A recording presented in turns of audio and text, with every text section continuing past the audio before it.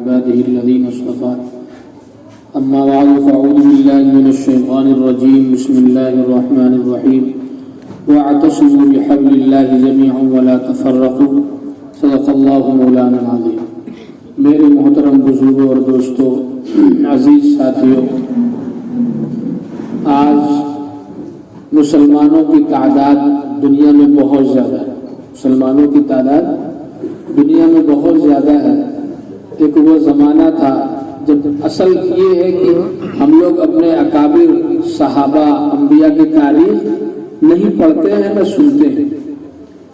ابھی یہاں پہ کسی اور مقصد کے لیے بلایا جاتا تو مجمع اور زیادہ ہوتا، کیونکہ دین کی بات سننا ہے اور اس کا ہمارے اندر شوق نہیں ہے تو ہم جمع نہیں ہو پائے. تاریخ پڑھیے، اللہ کے رسول صلی اللہ علیہ وسلم نے دین کو کتنی محنت و مشقت کے ساتھ امت تک پہنچایا.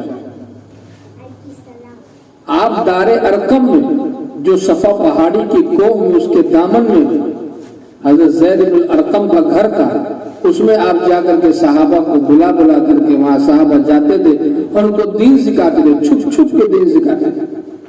آج تو آپ کو چھپنا نہیں ہے، آپ کہیں بھی عبادت کر سکتے ہیں.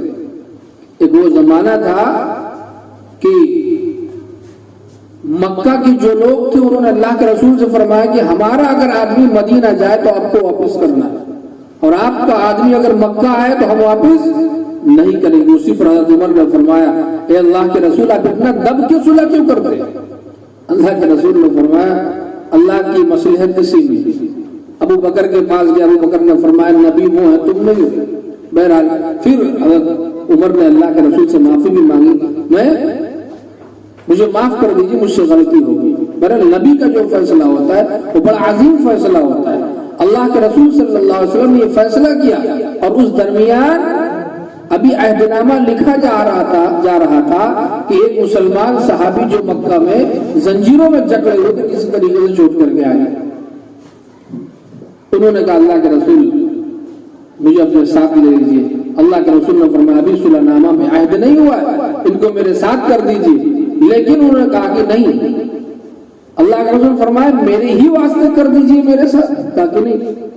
اللہ کے رسول نے فرمایا کہ جاؤ، اللہ حامی اور ناصر ہوگا، اللہ بہت جلد اچھا فیصلہ کرے. صلح ہو گئی. ایک صحابی اللہ کے رسول صلی اللہ علیہ وسلم کے پاس مکہ سے مدینہ تشریف لے گئے. اللہ کے رسول صلی اللہ علیہ وسلم کے پاس دو آدمی گئے کہ ہمارا ایک آدمی آپ کے یہاں آیا ہے، آپ اسے واپس کریے. اللہ کے رسول صلی اللہ علیہ وسلم نے واپس کر دیا اور اس کے بعد راستے میں ایک واقعہ بھی پیش آیا. پھر وہ صحابی مدینہ آ گئے. اللہ کے رسول نے فرمایا کہ بھائی جاؤ ورنہ تو معاملہ خراب ہو جائے گا، کیونکہ عہد ہو چکا، عہد نامہ لکھا جا چکا ہے. بہرحال وہ صحابی نہ مکہ گئے نہ مدینہ، جا کر کے دریا کے ساحل پر انہوں نے قیام کر لیا اور جو بھی مسلمان ہوتا، جو بھی صحیح دین پر آتا، دریا کے کنارے ان کے ساتھ ہو لیتا تھا. اور جب مسلمان مضبوط ہونے لگے اپنے اسلام پر مکمل عمل کرنے کی وجہ سے، تو مکہ کے قریش سردار لوگوں نے خود اللہ کے رسول کے پاس پیغام بھیجا کہ ابو بصیر کو اپنے پاس بلا لیا. اللہ کے رسول صلی اللہ علیہ وسلم کا جس وقت پیغام پہنچتا ہے، ابو بصیر اس وقت موت کے وقت ان کی روح پرواز کرنے والی تھی، اللہ کا رسول کا پیغام پڑھ رہے ہیں اور آنکھوں سے آنسو جاری ہے کہ میرے نبی کا پیغام آ رہا ہے لیکن میرا آخری وقت چل رہا ہے، میں اللہ کے نبی کے پاس نہیں پہنچ پاتا ہوں. اور اسی درمیان آپ کی وفات ہو جاتی ہے. پھر بہرحال ان کے ساتھ جو بھی صحابی تھے اللہ کے رسول صلی اللہ علیہ وسلم کے پاس مدینہ گئے. صحابہ نے اپنی جانوں کا نذرانہ پیش کیا. کیوں؟ اس لیے کہ ہم تک دین پہنچ جائے. صحابہ چاہتے تو اپنی جان خود محفوظ رکھتے، ان کو کیا ضرورت تھی اپنی بیویوں کو بیوہ کرنے کی، اپنے بچوں کو یتیم کرنے کی؟ صحابہ کو کیا پڑی تھی اور اپنے جسموں سے خون بہانے کی، اپنی گردنیں کٹانے کی؟ اللہ کے رسول صلی اللہ علیہ وسلم جو پیغام لے کر کے آئے تھے، صحابہ نے اس پیغام کو امت کے آخری فرد تک پہنچانے کے لیے اپنے تن من دھن ساری چیزوں کی بازی لگا دی. کسی چیز کی فکر نہیں کی، بس ان کو ایک فکر تھی میرے نبی نے جو پیغام لے کر کے آیا ہے، میرے اللہ کا جو پیغام ہے وہ اللہ کے ہر بندوں تک پہنچ جائے. صحابہ نے بڑی مشقت کی اور آپ آپ نے حضرت بلال کا بھی واقعہ سنا ہوگا کہ حضرت بلال رضی اللہ تعالیٰ عنہ کو مکہ کے اندر امیہ ابن خلف وہ گرم ریتوں پر لٹاتا تھا.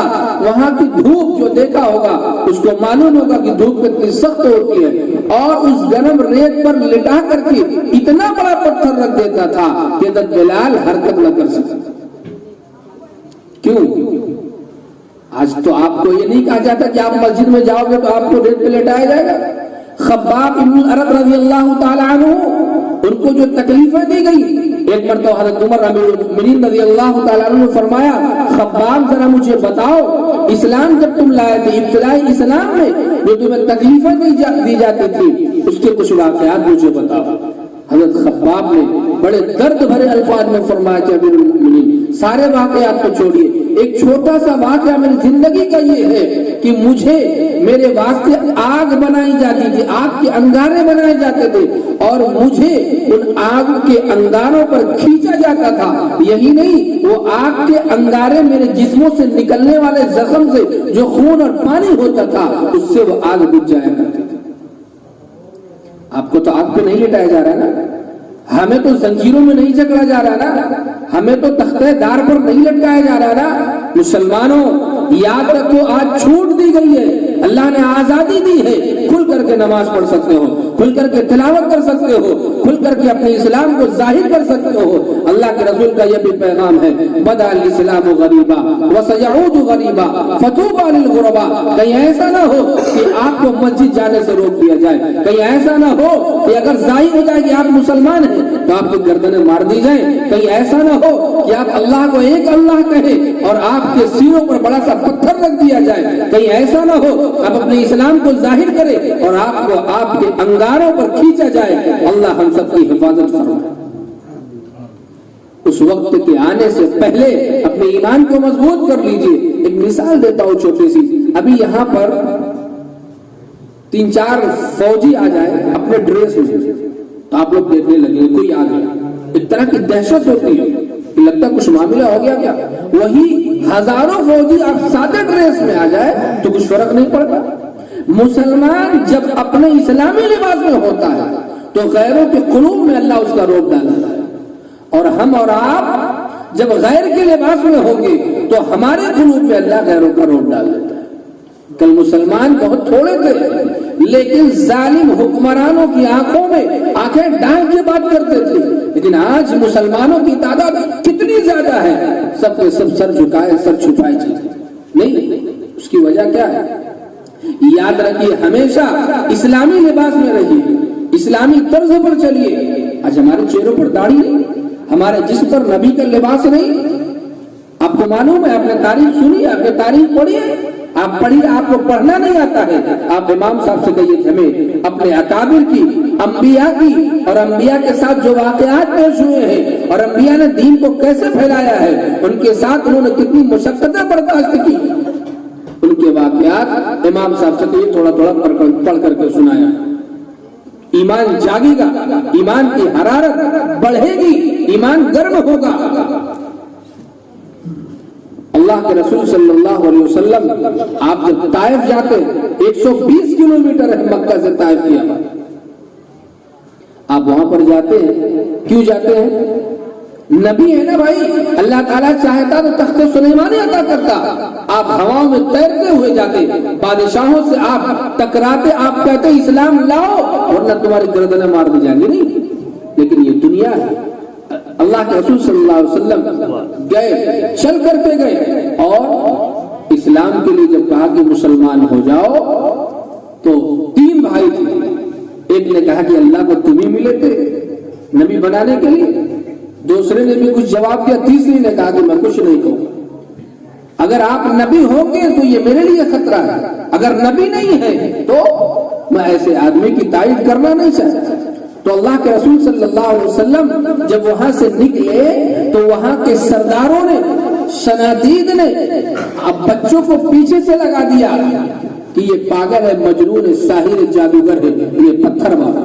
اللہ کے رسول صلی اللہ علیہ وسلم کو پتھر مارے گئے. اللہ کے رسول صلی اللہ علیہ وسلم قریش کے ہی ایک باغ میں, آپ طائف کی آبادی سے نکلنے کے بعد آپ وہاں تشریف لے گئے. اس باغ میں شیبہ اور عتبہ تھے،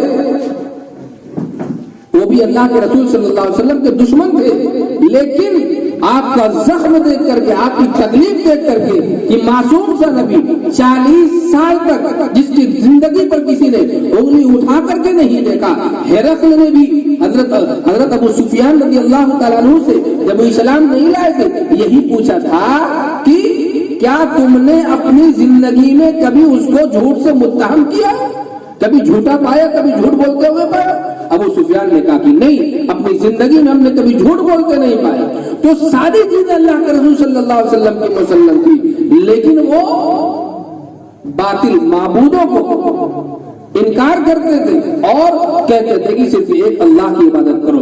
تو شیبہ اور عتبہ کافر اور مشرک ہونے کے باوجود، اللہ کے نبی کے دشمن ہونے کے باوجود، ان کو دیکھ کر کے ترس سے آ گیا اور انگور کا خوشہ اللہ کے رسول صلی اللہ علیہ وسلم کی خدمت میں پیش کیا۔ ظالم بھی دیکھ کے ترس کھا جاتا ہے۔